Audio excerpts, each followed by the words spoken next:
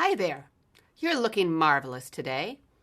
In this session, you'll learn about the awesome power of your beliefs, particularly something called the growth mindset. After decades of studying how our beliefs affect us, researchers have found that our beliefs about ourselves, others, and how people become talented predict how high we set our goals and whether we succeed in achieving them. Now, our beliefs predict whether we seek out hard problems or whether we take the easy way out, whether we take risks or whether we play it safe, whether we admit our mistakes or whether we hide them, or whether we blame others for our mistakes, whether we ask for negative as well as positive feedback, and whether we handle our transitions well or whether we crumble. Our beliefs even predict whether we're more likely to cheat when given the opportunity to do so. For over 10 years, Stanford psychologist Carol Dweck and her colleagues have been studying how our unconscious beliefs about how people achieve success have profound effects on our choices, our behaviors, and ultimately our ability to achieve our goals. They have found that some people have what they call a fixed mindset, whereas others have what they call a growth mindset. And each mindset predicts how likely a person is to succeed at school, at work, in their career, and even in their personal relationships. These mindsets are described in this session. While learning about the power of mindset, think about whether you tend to have beliefs that are more consistent with the fixed or the growth mindset, and consider the consequences these beliefs may have on your future. And I'll tell you up front that I'm going to make the case that you'd be wise to have or develop a growth mindset. People who have a fixed mindset believe in nature over nurture. In other words, they believe that each person inherits intelligence, talents, and personality characteristics that are unique to their genetic makeup. And these characteristics, they believe, stay pretty stable throughout their lives. Consequently, they're more likely to say things like, "I'm a people person," "I'm a numbers person," "she's a natural storyteller," and "leaders are born and not made." They see their strengths and weaknesses as part of who they are as a person, and they make their day-to-day choices according to this belief. Dr. Dweck and her colleagues have found that people with a fixed mindset are more likely to seek out opportunities where they can demonstrate their strengths and avoid situations that might expose their weaknesses. They're less likely to take risks, for example, taking on a course or a job assignment in which they may not excel, because they fear that doing so may put them in situations that require skills that they don't yet have and that may lead to failure. When they or others make mistakes, they're more likely to believe that these mistakes are due to a lack of natural ability rather than an opportunity to reflect on what they can learn from the mistake and learn new skills. They are less likely to seek out and appreciate negative feedback because it can feel like a threat to their identity, particularly because they are more likely to believe that they can't do much to change their weaknesses, since they believe that their strengths and weaknesses are wired in. They are also more likely to quit when facing hurdles and setbacks because they believe that struggles suggest that they don't have the natural ability in those areas, so why even try? For people with a fixed mindset, focusing primarily on their strengths may serve them well for a while as they continue to excel in what they already do well. But as they continue to miss out on opportunities to take risks, learn, and grow, their strategy of focusing on their strengths can backfire in the long run because their strengths that helped them in the past may not help them in the future, especially if the environment changes and they don't change with it. In contrast, people who have a growth mindset believe more in nurture than in nature. They believe that intelligence, talents, and personality characteristics are learned and can change over time with effort and practice. They are more likely to say, "She worked hard to get where she is today. I can become a great speaker if I put my mind to it." And leaders are made, not born. They believe that effort, careful planning, and ongoing learning, more so than natural ability, predict people's ability to achieve success, and they make their day-to-day choices and pursue their goals according to this belief.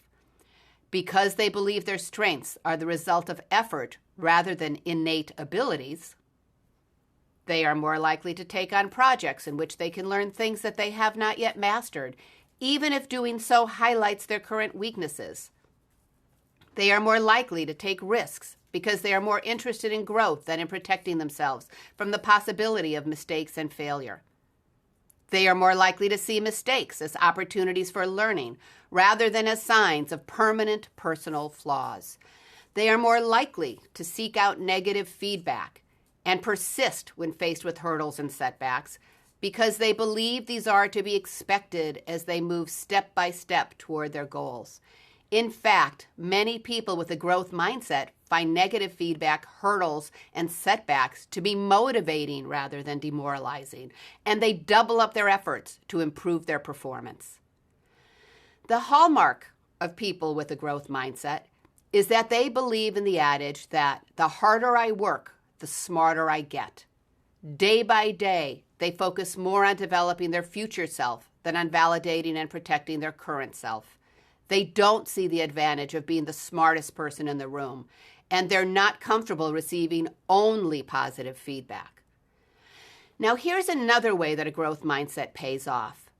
Because they start taking risks and learning from mistakes earlier in their careers, people who favor a growth mindset tend to be better prepared to handle the bigger problems, and they make fewer mistakes later in their career when the stakes are higher. Dr. Dweck and her colleagues have conducted and inspired over 10 years of research on the power of the growth mindset in predicting success. Now listen for yourself to Dr. Dweck talk about this research and the power of what she calls not yet. I hope you found Dr. Dweck's presentation to be useful.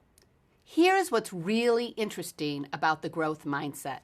A theme in this course is that small interventions can trigger big changes, and this is demonstrated in a study by Dweck and her colleagues. In the study, researchers gave hundreds of adolescent students a test that was made up of 10 questions designed to assess nonverbal ability, and most of the students did pretty well on the test. After taking the test, the researchers praised some of the students for their ability, a fixed mindset, saying, "Wow, you did very well on those problems. You got X many problems right. That's a really good score. You must be smart at these problems." The researchers praised other students for their effort, emphasizing a growth mindset. They said things like, "Wow, you got X many right. That's a really good score. You must have worked hard at these problems." The researchers later gave the students the choice to tackle an easy or a hard task. 80% of the students who were praised for their intelligence, the fixed mindset, chose the easier task, and 67% of the students who were praised for their effort chose the challenging task.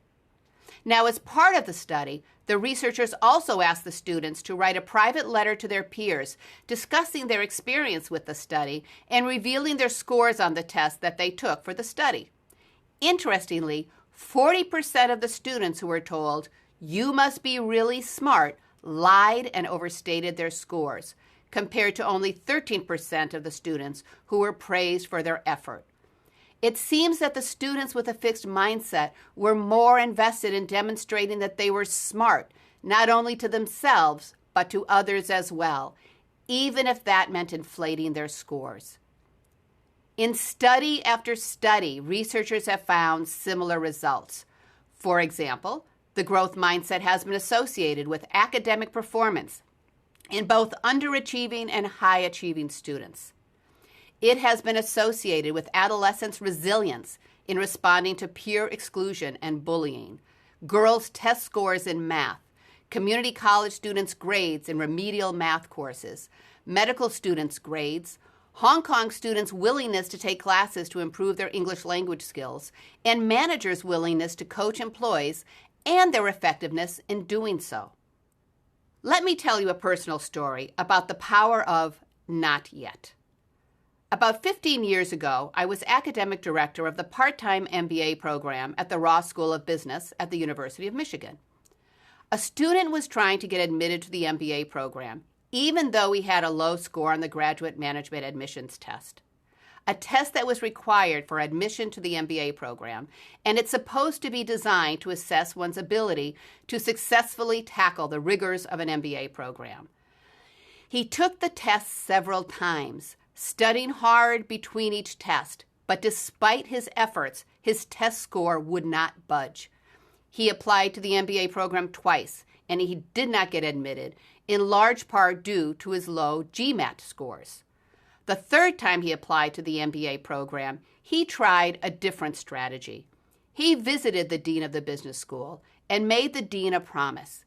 He said that he was certain that he would get excellent grades if he was admitted to the MBA program, and he promised that if he did not get high grades, he would voluntarily leave the program. Based on that agreement, he was admitted to the program, where he indeed earned a very high grade point average by the time he graduated with his MBA.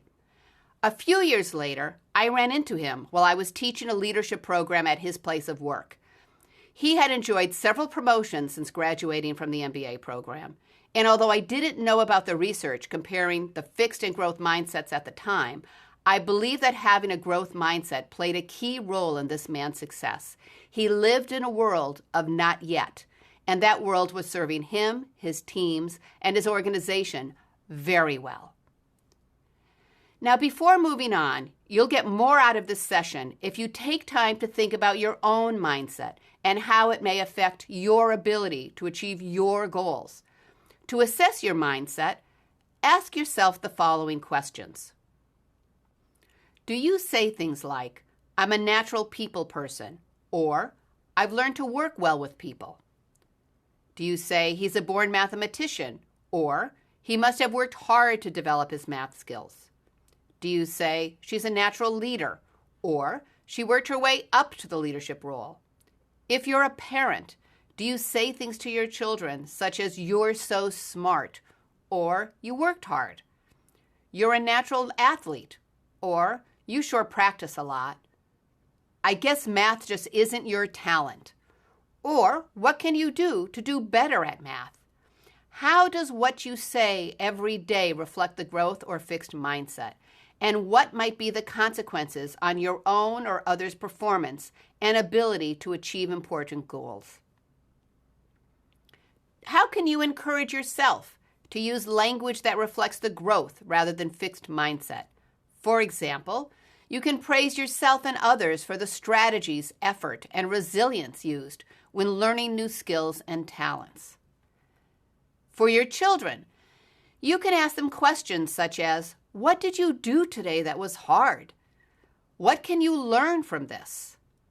What mistakes did you make that taught you something? Well, if that didn't work, what can you do to try another way?" And you can guide your choices with the power of the phrase, "not yet," and push yourself to become more skilled in areas that you're not yet good at. For example, if you're not yet comfortable giving presentations, you can join one of the highly respected Toastmaster clubs in which you'll work with others who are trying to enhance their communication skills. If you aren't yet comfortable in settings in which you should be speaking with people informally, say a conference, you can read a book or search for a website about working the room or making small talk. You can take courses, including online courses, to increase your skills in many different areas. And then you can practice your new skill every day at home, at school, or at work.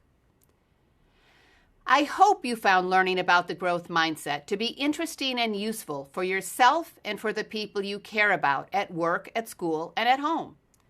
Let me end this session with one of my favorite quotations by Dr. Dweck. "Remember," she said, "the people who start off the smartest don't always end up the smartest." In the next session, we'll talk about how the growth mindset can protect people against some of the negative effects of prejudice and bias. Until then, take care, and I'll see you soon.